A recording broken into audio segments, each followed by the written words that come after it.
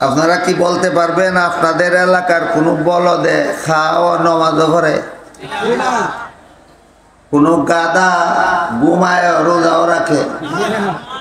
তাহলে নমাজ রোজা ইবাদত বন্দেগী কার কাজ? জবাব অর্ধেকটা হইছে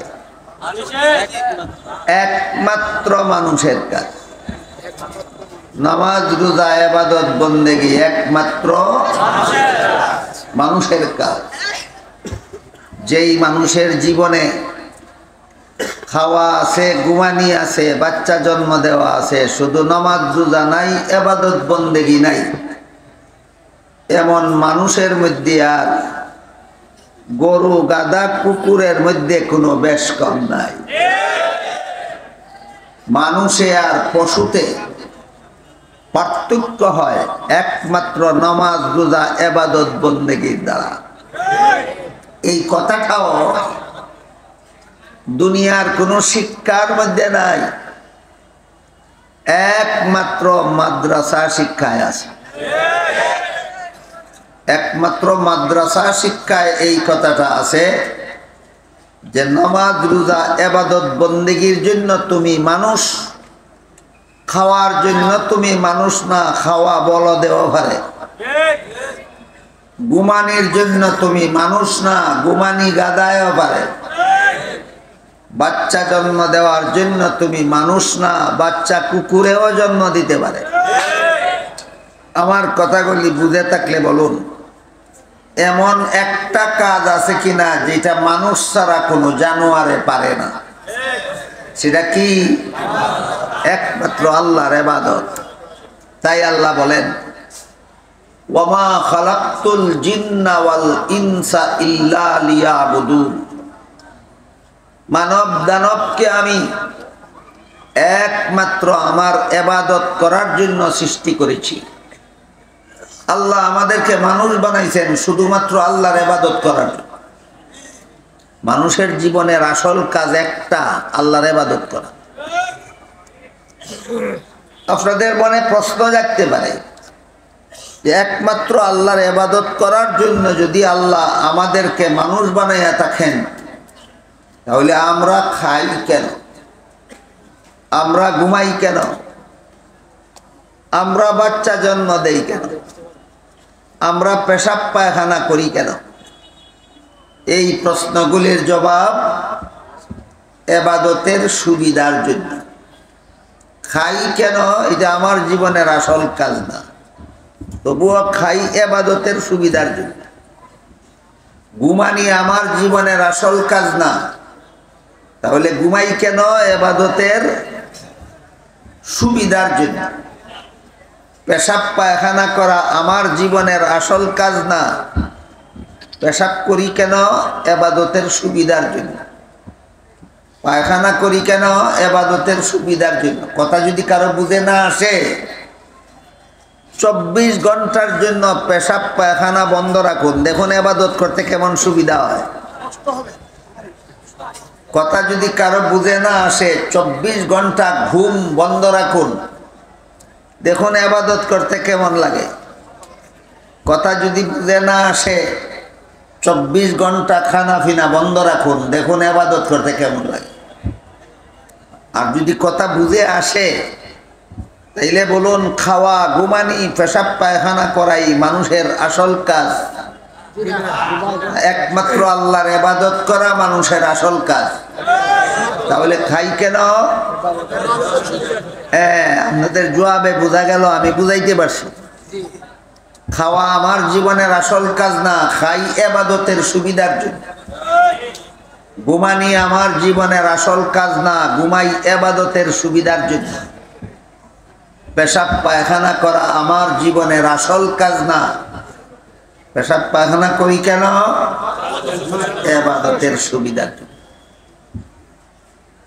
এবার আমরা বোঝার চেষ্টা করব। এতক্ষণ বোঝার চেষ্টা করলাম আল্লাহ আমাদেরকে মানুষ বানাইলেন কেন? আল্লাহর ইবাদত করার জন্য। আল্লাহ আমাদেরকে মানুষ বানাইলেন কেন? আল্লাহর ইবাদত করার।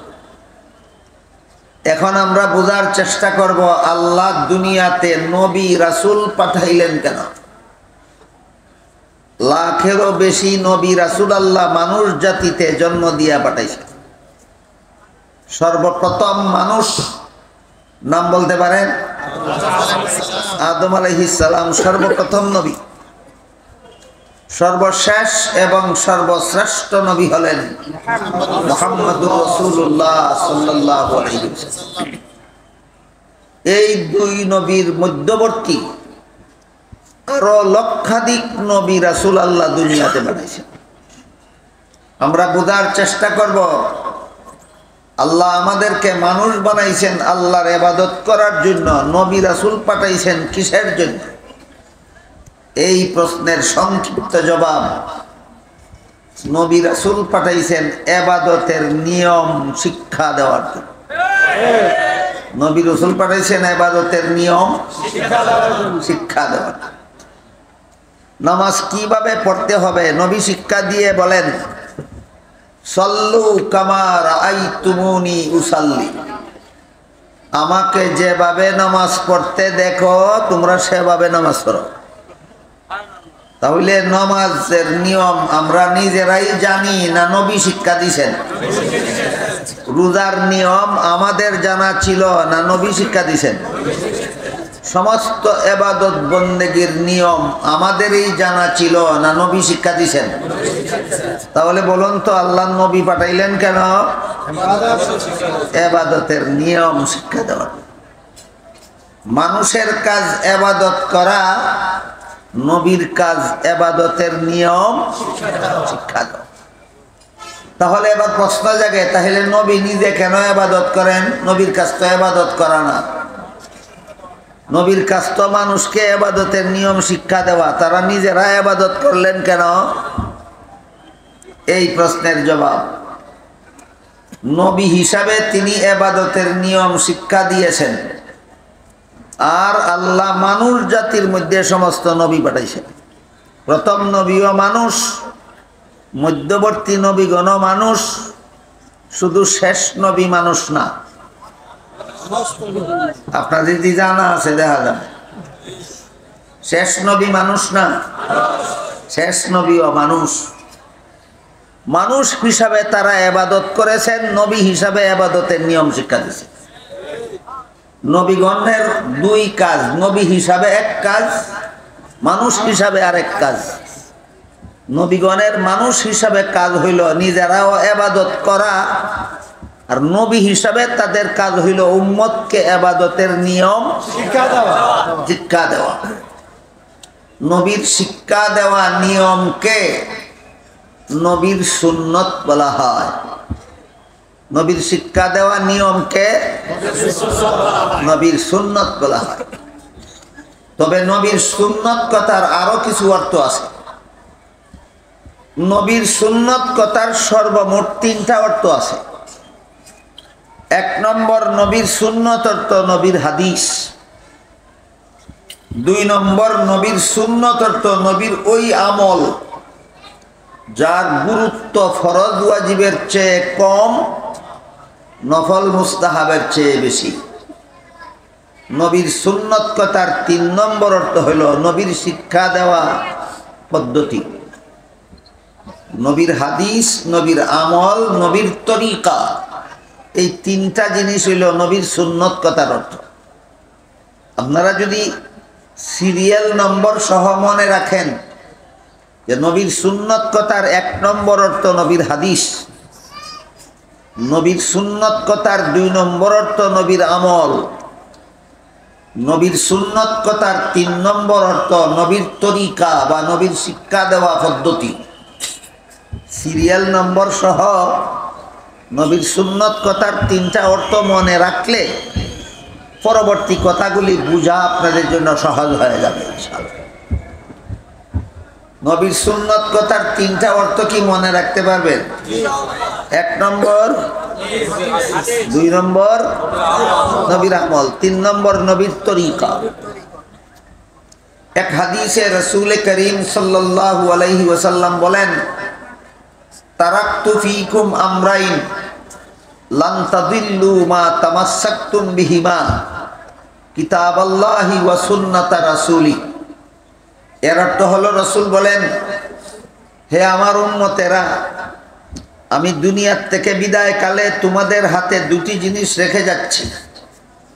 যতদিন পর্যন্ত তোমরা আমার রেখে যাওয়া দুটি জিনিস শক্তভাবে ধারণ করে থাকবে, ততদিন পর্যন্ত তোমরা বিপদগামী হবে না। আমার রেখে যাওয়া দুটি জিনিসের একটি হলো আল্লাহর কিতাব কুরআন, দ্বিতীয়টি হলো রাসূলের সুন্নত হাদিস। এই হাদিসে আল্লাহর রাসূল নিজেই সুন্নত অর্থ হাদিস বলেছেন। এই হাদিসে রাসূল নিজেই নবীর সুন্নত নবীর হাদিস অর্থে ব্যবহার করেছেন। আরেক হাদিসে রাসূল করিম সাল্লাল্লাহু আলাইহি ওয়াসাল্লাম বলেন, ইন্নাল্লাহা ফারাদা সিয়ামা রমাদান আলাইকুম ওয়া সানানতু লাকুম কিয়ামাহু ফামান সামাহু ওয়া কামাহু ঈমানান ওয়া ইহতিসাবান খারাজা মিন যুনুবিহি কায়াউমিন ওয়ালাদাতহু উম্মুহু।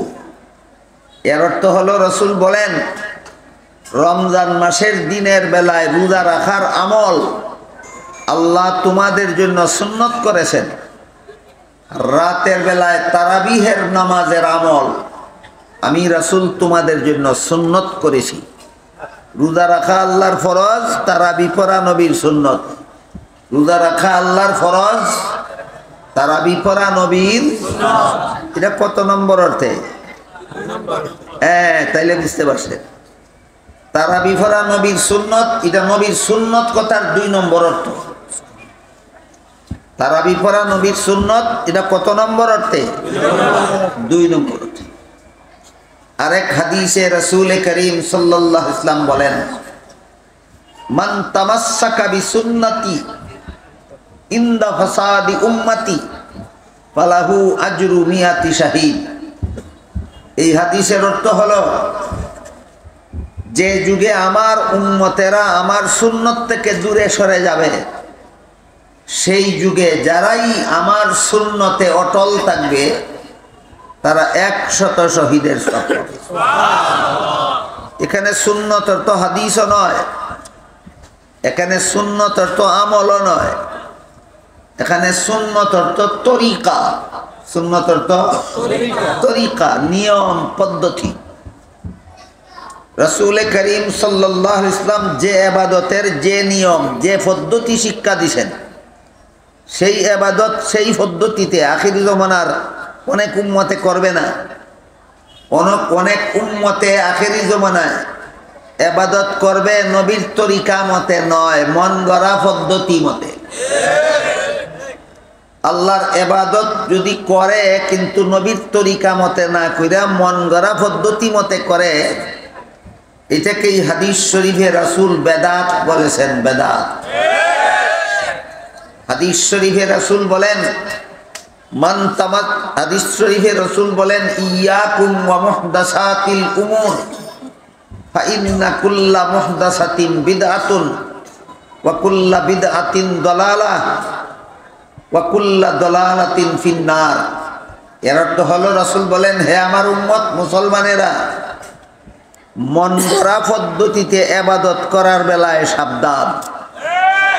মন গড়া পদ্ধতিতে ইবাদত করার বেলায় সাবধান। কারণ মন গড়া পদ্ধতিতে ইবাদত করার নামই বেদাত।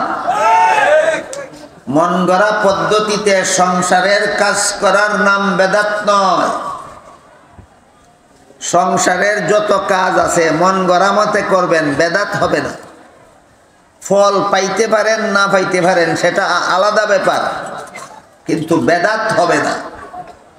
কিন্তু ধর্মের কাজ যদি মন গড়া মতে করেন, রাসূল বলেন এইটার নাম বেদাত।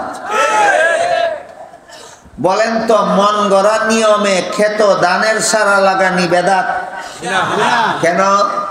এটা সংসারের কাজ, সংসারের কাজ বেদাত হয় না। মন গড়া মতো যন্ত্র আবিষ্কার করা বেদাত কেন? এটা সংসারের কাজ, সংসারের কাজ বেদাত হয় না। মন গড়া মতো নামাজ পড়া বেদাত, মন গড়া মতো রোজা রাখা বেদাত, মন গড়া মতো দুরূদ পড়া বেদাত। মন গড়া মতো দুরূদ পড়া বেদাত। এগুলি ইবাদত, এইগুলি করার নিয়ম নবী শিক্ষা দিছেন। নামাজ কেমনে পড়তে হবে নবী নিয়ম শিক্ষা দিছেন। রোজা কেমনে রাখতে হবে নবী তার নিয়ম শিক্ষা দিছেন। দুরূদ কেমনে পড়তে হবে নবী তার নিয়ম শিক্ষা দিছেন। এমনকি নবীকে কিভাবে সালাম দিতে হবে এইটার নিয়ম নবী শিক্ষা দিছেন। আল্লাহ পাক রব্বুল আলামিন পবিত্র কোরআনের এক আয়াতে বলেন, ইয়া আইয়ুহাল্লাযীনা আমানু সাল্লু আলাইহি ওয়া সাল্লিমু তাসলিমা। এর অর্থ হলো, হে ঈমানদারগণ, তোমরা নবীর প্রতি দুরূদ শরীফ পড়ো এবং নবীকে সালাম দাও। বলুন, আল্লাহ কোরআনে আমাদেরকে আদেশ করেছেন কিনা নবীর প্রতি দুরূদ শরীফ পড়ার জন্য? আমাদেরকে আদেশ করেছেন কিনা নবীকে সালাম দেওয়ার জন্য? আয়াত নাজিল হওয়ার পর সাহাবায়ে কেরাম নবীর কাছে জানতে চাইলেন, ওগো নবীজি, আপনাকে কিভাবে সালাম দিতে হবে সেটা তো আপনি আত্তাহিয়াতের মধ্যে আমাদের শিক্ষা দিয়েছেন। আত্তাহিয়াত চিনেন কিনা আপনারা? যারা নামাজ পড়ে এদের কেউ কেউ আত্তাহিয়াত চিনে না। হ্যাঁ, যারা নামাজ পড়ে এরাও বলে আত্তাহিয়াত। সাহাবায়ে কেরাম বলেন, ওগো নবীজি, আপনাকে কেমনে সালাম দিতে হবে সেটা তো আপনি আত্তাহিয়াতের ভিতরে আমাদেরকে শিক্ষা দিয়েছেন। দেখেন তো, আত্তাহিয়াতের ভিতরে নবী আমাদেরকে নবীকে কিভাবে সালাম দেওয়া শিক্ষা দিয়েছেন। আত্তাহিয়াত হইল আত্তাহিয়াতু লিল্লাহি ওয়াস সালাওয়াতু ওয়াত তাইয়্যিবাত। এরপরে আসসালামু আলাইকা আইয়ুহান নবী। এখানে আসসালামু আলাইকা আগে, আইয়ুহান নবী পরে। এর অর্থ হলো সালাম আপনার প্রতি ওগো নবীজি। ডাক দেওয়া আগে নিয়ম না সালাম দেওয়া আগে নিয়ম? নবীকে আগে ডাক দিয়া পরে সালাম দেওয়া, এটা নবীর তরিকা নয়, মন গড়া। নবীকে আগে ডাক মারা আর পরে সালাম আলাইকা বলা, এটা নবীর তরিকার সালাম নয়, এটা মন গড়া পদ্ধতির সালাম। আইয়ুহান নাবিয়্যু আসসালামু আলাইকা না আসসালামু আলাইকা আইয়ুহান নবী। আসসালামু আলাইকা বলে আগে সালাম দিল, এরপরে আইয়ুহান নবী কইয়া ডাক দিল। বলেন, ডাক দেওয়া আগে না সালাম দেওয়া আগে? কেউ যদি আগে ডাক মারে আর পরে সালাম দেয়, সে নবীর তরিকা মতো নবীকে সালাম দেয় না মন গড়া মতো? তুমি মন গড়া মতো নবীরে সালাম দেওয়ার জন্য আল্লাহ তাকে নবী বানাইয়া পাঠাইছেন না। আল্লাহ নবী বানাইয়া পাঠাইছেন নবীর শিক্ষা দেওয়া পদ্ধতি মতো নবীকে সালাম দেওয়ার। এই জন্য সাহাবায়ে কেরাম বলেন, ওগো আল্লাহর রাসূল, আপনাকে কিভাবে সালাম দিতে হবে সেই নিয়ম তো আপনি আত্তাহিয়াতুর ভিতরে আমাদের শিক্ষা দিয়েছেন। কিন্তু আল্লাহ যে আয়াত নাজিল কইরা আমাদেরকে আদেশ করলেন নবীর প্রতি দুরূদ পড়ো, দুরূদ কিভাবে পড়তে হবে এটা তো আমরা জানি না। কাজে আপনি আমাদেরকে শিক্ষা দিন আপনার নামে দুরূদ কিভাবে পড়তে হবে। তখন রাসূল করিম সাল্লাল্লাহু আলাইহি ওয়াসাল্লাম বলেন, তোমরা আমার উপর দুরূদ এইভাবে পড়বা। এইভাবে পড়বা কইয়া রাসূল পড়া শোনাইছেন। বলেন, তোমরা আমার প্রতি দুরূদ এইভাবে পড়বা, আল্লাহুম্মা সাল্লি আলা মুহাম্মাদিন ওয়া আলা আলি মুহাম্মাদ কামা সাল্লাইতা আলা ইব্রাহিম ওয়া আলা আলি ইব্রাহিম ইন্নাকা হামিদুম মাজিদ। আল্লাহুম্মা বারিক আলা মুহাম্মাদিন ওয়া আলা আলি মুহাম্মাদ কামা বারাকতা আলা ইব্রাহিম ওয়া আলা আলি ইব্রাহিম ইন্নাকা হামিদুম মাজিদ। এইভাবে দুইটা দুরূদ শরীফ পড়া দিয়া নবী বললেন, এইভাবে যদি আমার প্রতি দুরূদ শরীফ পড়ো তাহলে আল্লাহ যে কোরআনে তোমাদেরকে হুকুম দিয়েছেন দুরূদ শরীফ পড়ার জন্য, উত্তম পদ্ধতিতে আল্লাহর হুকুম পালন হবে।